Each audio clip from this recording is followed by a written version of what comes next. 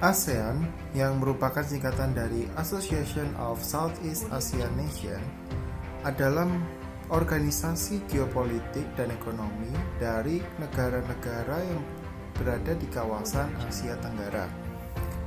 Nah, ASEAN ini didirikan oleh 5 negara pendiri, yaitu ada Indonesia, Malaysia, Filipina, Thailand, dan Singapura pada tanggal 8 Agustus 1967 melalui deklarasi. Penandatanganan kelima negara diwakilkan oleh Menteri Luar Negeri pada saat itu.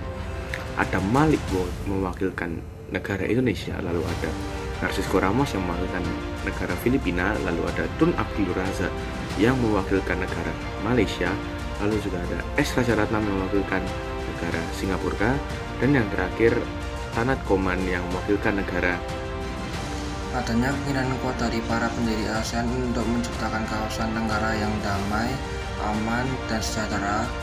Hal tersebut mengemuka karena situasi di kawasan pada era 1960-an dihadapkan pada situasi rawan konflik, yaitu perebutan pengaruh ideologi negara-negara besar dan konflik antar negara di kawasan yang apabila dibiarkan dapat mengganggu stabilitas kawasan sehingga menghambat pembangunan. Kemudian lanjut ke Organisasi Perserikatan Bangsa-Bangsa atau yang biasa kita kenal dan singkat sebagai PBB dalam bahasa Indonesia. Sedangkan dalam bahasa Inggris biasa kita sebut dengan United Nations dengan singkatan UN. Jadi apakah organisasi ini? Organisasi ini adalah organisasi internasional yang didirikan pada tanggal 24 Oktober 1945 untuk mendorong kerjasama internasional.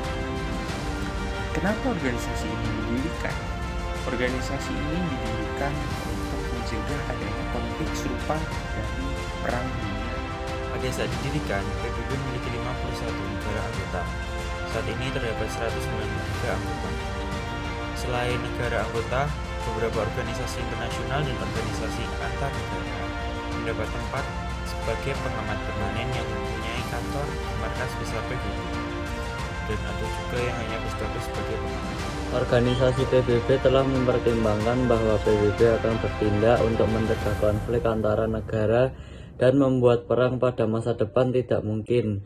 Namun pecahnya perang dingin membuat perjanjian perdamaian sangat sulit karena pembagian dunia ke kem-kem yang bermusuhan.